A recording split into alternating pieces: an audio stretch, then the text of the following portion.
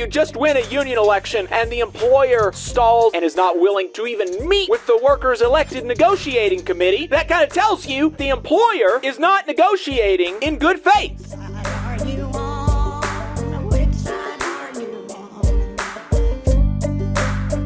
I wanted to talk a little bit about the shutdown situation, especially because, this is such a big federal city, so reliant on the federal government for jobs and things like that. A shutdown would be very, very problematic for the city of Huntsville. Not good, especially with the Trump administration now not even willing to open negotiations with the other side and not willing to, and now saying, well, instead of what is the norm, which is furloughing workers until a budget is passed, we might take the opportunity to permanently fire workers.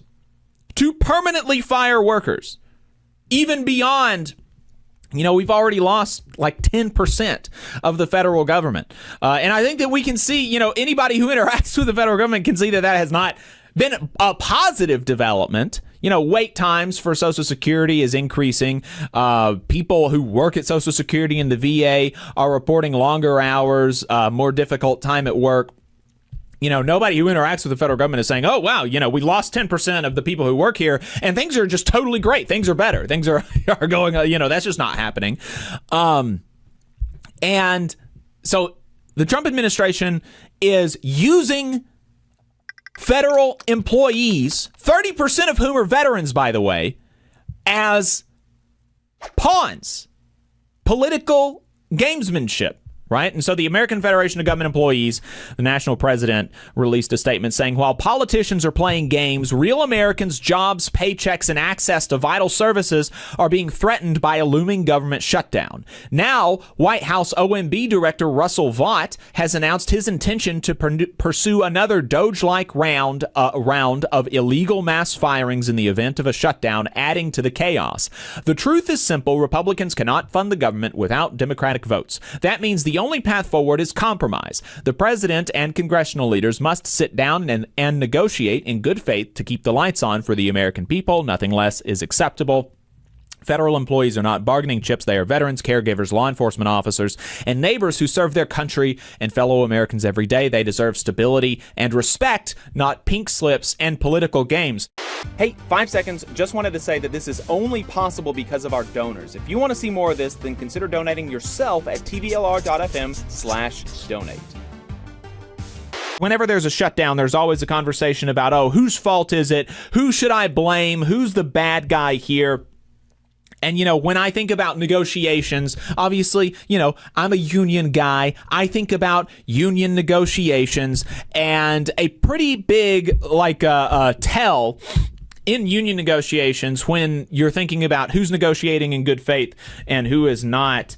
A good kind of tell is, well, if one person doesn't agree to come to the table at the beginning of negotiations at all, you just win a union election and the employer stalls even the beginning of conversations about a union contract for months and months and months and months and is not willing to even meet with the workers' elected negotiating committee.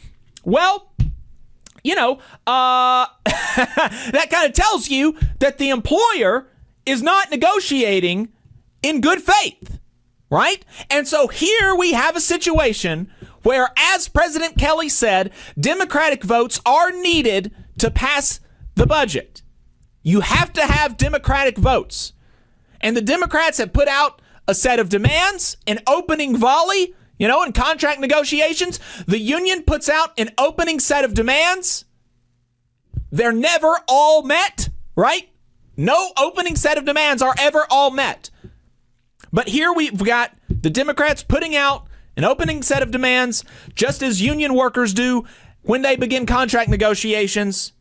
And the Trump administration is saying, we're not even going to meet with the Democrat. That kind of, I think it's funny how all the people had been pushing the Trump administration not to negotiate with Democrats or not to even meet with like Chuck Schumer and Hakeem Jeffries. And, it's funny that they're pushing like, oh, please don't meet with them, sir, Mr. President, sir. And it makes me kind of wonder if they think that if Schumer and Jeffries were able to get Trump in a room, that they could hammer out some agreement, and they don't want that because they want sort of maximal chaos and stuff like that.